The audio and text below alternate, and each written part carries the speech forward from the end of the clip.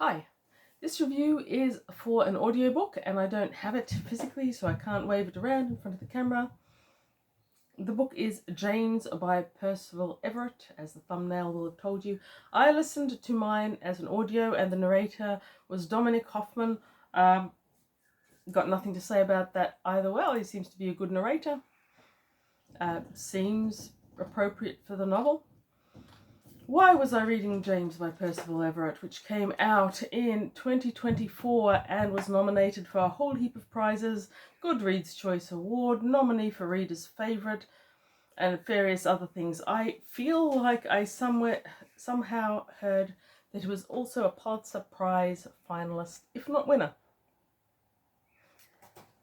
Why was I reading it? I'm glad you asked. I was reading it because my local book club, there was the next book on the list, chosen by some lovely lady from my Kira book club, who has very different taste to mine.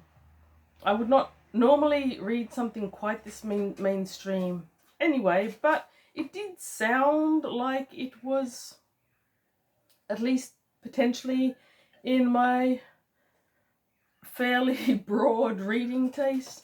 It's meant to be a reimagining of Adventures of Huckleberry-Finn by Mark Twain, which I was going to get out here, but I haven't. Bear with me. Mark Twain, as we all know from Riverboat fame, was also Samuel Clements. And there we go. The Adventures of Huckleberry-Finn by Mark Twain. I reread that I think it was last year. So I thought it might be quite nice to read a reimaging of it. Most of the online reviews think it's not just a reimaging, but a brilliant reimaging or reimagining from Jim's point of view. Jim, of course, is the slave with whom Huck Finn travels down the Mississippi. And the same retelling from his point of view, I thought, could be very, very interesting indeed. So the concept of this book, just a small snippet of the Huck Finn story really, is Jim overhears he's about to be sold to a man in New Orleans, separated from his wife and daughter, Sadie and something or other, and he runs away until he can formulate a plan. Huck has faked his own death to escape his violent father, who's just been, I think, released from prison, and that's the beginning of this dangerous, transcendent hero's journey down the Mississippi River on rafts and canoes towards the elusive and unreliable promise of free states beyond. I think The Adventures of Huckleberry-Finn is a fantastic book. I like it better than Tom Sawyer. I actually like it, I think, best of any of the novels Mark Twain wrote. I've read some of his short stories, so I was actually quite keen for this. Goodreads describes this book, James, by the way, as brimming with nuanced humour and lacerating observations that have made Everett a literary icon. This brilliant and tender novel radically illuminate Jim's agency, intelligence and compassion as never before. James is destined to be a major publishing event and a cornerstone of 21st century American literature. And most readers agree with it. There's a lot of 4 and 5 star ratings.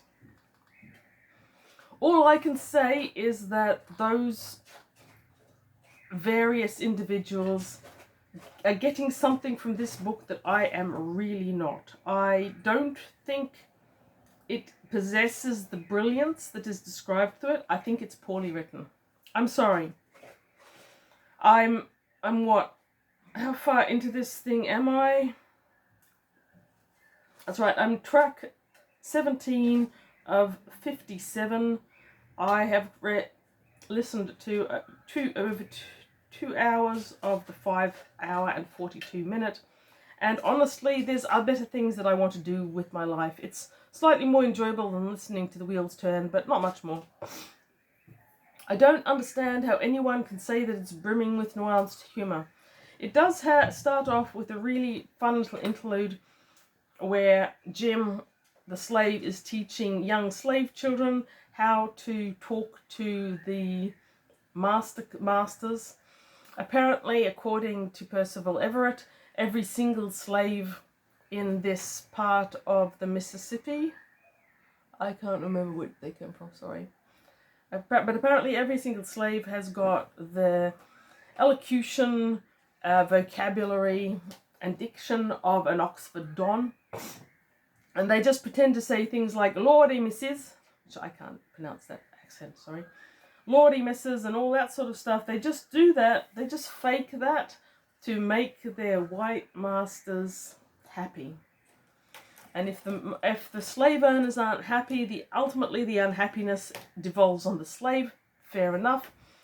It's a fun shtick. So you've got this little class where he's telling them how to talk to the white people, how not to use proper English, all this sort of thing. And it's funny. It's a cute shtick, and I did enjoy that. It would make a perfect short story, possibly a novella. It's not enough to make this novel funny. That brief, humour-filled section at the beginning is pretty much the end of it. Once Jim runs away, there isn't really any humour that I can see at all. So calling it brimming with nuanced humour is erroneous, in my opinion. My very personal opinion, that is not shared by the Pulitzer Prize audience or the majority of Goodreads. I don't think there's lacerating observations either. Slavery was nuanced. The people who were slaves were nuanced. The people who owned slaves, were they nuanced? I don't really know. American slavery issues is something I know something about, broadly, from having read things. I'm no expert. But in my personal opinion, the Jim in The Adventures of Huckleberry-Finn, he is nuanced. He is clearly a very strong character who knows a lot more than he ever lets on to Huckleberry-Finn. So this idea by Percival Everett that maybe Jim, there's actually more to him than we see, just means to me that he actually read the book properly from start to finish. Because Jim knows things and Jim thinks things and he says things. And Huck doesn't always understand them. Now, in James by Percival Everett, we get to hear Jim ruminating behind the actual conversation. Again, Oxford Don, diction, vocabulary. Which is okay, but that is all you get. And it's not enough at the end of the day. I don't think the writing is fantastic. It's meant to be telling hard truths about racism, identity, and slavery. But, well, the truths are there. I don't think they're unique to this book by any stretch of the imagination. They're the same sorts of things that you're going to get from a lot of other books, and I would honestly, personally prefer getting it from the horse's mouth, from the people who were there. Mark Twain, Sam Clemens, had ideas about slavery and enslaving people, and honestly, I think he did it better than the fictional character of James talking to Rousseau and Voltaire while he's having a poison dream after having been bitten by a snake.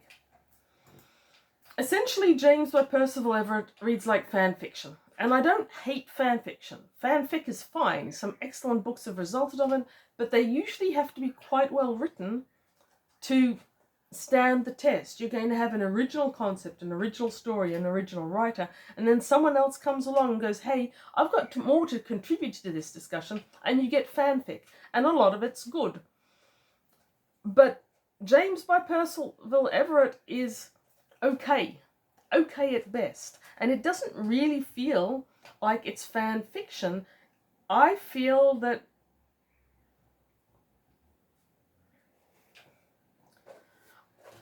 I don't love the author's take on religion. I don't love the author's take on the society in which Huckleberry-Finn occurs. They seem to me to be insulting in a very unique way. So being a slave is insulting in and of itself, of course. Having a society that encourages and is built on slavery in the way that parts of the southern USA did, not sure about the rest of it, don't know, that is also insulting. But those people who were really there, who were really slaves, who were living that, they were real people. They don't quite deserve to be diminished and demeaned as much as I feel as that they are in James by Percival Everett, which is where my opinion is going to be controversial. I think that the slaves that Mark Twain wrote were nuanced people. They had depth, they had thoughts, they had feelings, they had far more below the surface. And in some of the early events in James, by Percival Everett, you can see those come out. It starts off with Jim sitting on the veranda and pretending to sleep while Tom Sawyer and Huckleberry-Finn creep up on him, and pretending to be scared of witches, all for the benefit of the boys. That is nuanced and amusing, but by the time they run away, all of that is lost, and all you have is a retelling of every single thing that happened in this book to Jim, without much else, and arguably with a lot less. I think it's a little bit insulting to the very real people with their very real understanding of the world. They didn't deserve to become stereotyped in this two-dimensional way. So I don't know exactly, of all the text out there, why this one would have been chosen to re-image or tribute or fanfic or whatever this is. This is actually a very progressive text. Huckleberry-Finn was a boy, and this has been interpreted as a children's story by many people over the years. It can be condensed into a children's story, but it is far from it.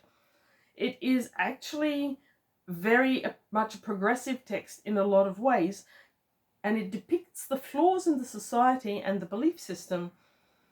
Jim is a well-fleshed out character there, so why take him out of that and turn him into something that less than what he was to begin with, which is essentially what I feel is kind of happening here. I didn't think it was funny. I didn't laugh at it. I was amused by the early how to teach children to pretend to be less smart than they are, but aside from that and the early very compassionately humorful event of Jim pandering to the two boys' ambitions, it's not really funny. The correct, incorrect grammar idea I did like, but like I said, it's enough for a short story. It's not enough for a whole novel. And by the time that Jim and Huck are sailing down or up the Mississippi, it's lost. There is a point where Jim is talking and Huck says, "Why are you talking like that?" And Jim says, "Are you referring to my diction or my content?" Again, Oxford Don. Would I say that? Possibly, if I was being really sarcastic. Would the average person on the street, even today, with a better education than could possibly have ever existed in this book, say that? I think it's unlikely. And on that topic, so Jim has taught himself to read by sneaking into the judge's library. Whether you sneaking into the judge's library every now and then is enough to give you full information on how to have a conversation with, was it Voltaire? I think it might have been Voltaire. I doubt it, but I'll accept that sort of plot building narrative from an author. I'm not opposed to that. Later in the story, Jim and Huck come across a beached riverboat, and Jim goes away with books, writing paper and ink, and he writes something down. We're told that this is the first thing he's ever written. He taught himself to read, but he's never been able to get the essential necessaries to teach himself to write, because apparently sticks and dust weren't available wherever he was living. Nah, not going there. Anyway, he gets real ink and he's writing on this paper. And what he does is he writes this incredible treatise on feelings, emotions, and who he is. And that was where I started to seriously check out. If someone's never written anything in their life, they don't start out writing love and peace. They start out with ABCs, possibly your name, not this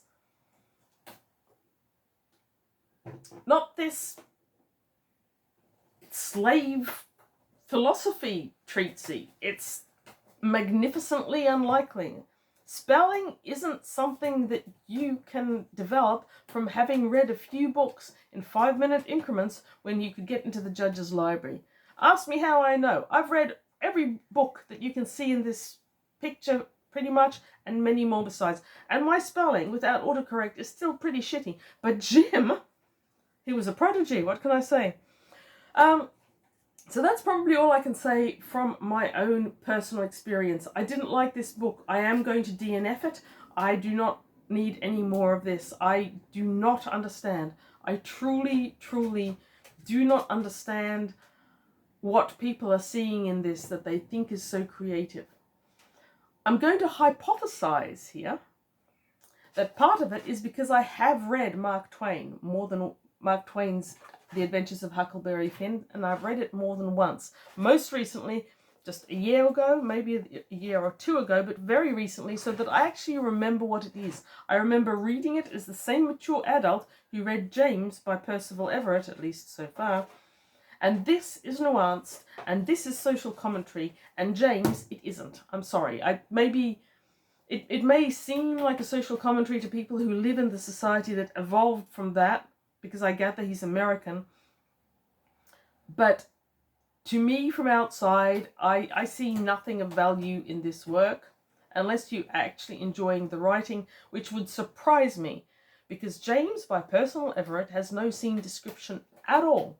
It is purely dialogue. Often the dialogue is between Jim and Jim inside his head.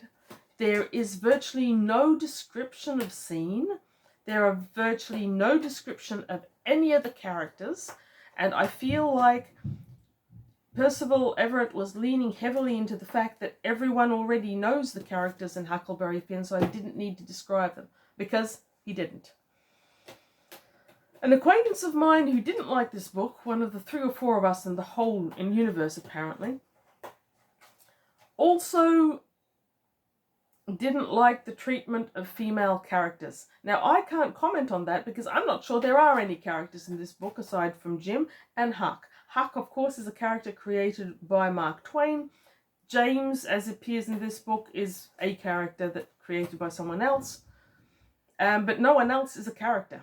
They just happen to be there. And apparently, if I kept on reading, I'd see some truly unpleasant treatment of female stereotypes, individuals. Anyhow, I've ranted for far too long about a book that I'm not even finishing. I hope no one hates me too much for this, but this is my opinion. I don't think this is a good book. I don't think it's well written. I do think that if you live in a society where there are certain narratives that need expanding on, you will enjoy a book that expands on those narratives, whether it's well written or not. And that is probably what's happening here. It's telling a story that people from that country or who have an interest in that period of time feel that that's a story that can be told. That doesn't make it a good book. Read good books. Don't read James.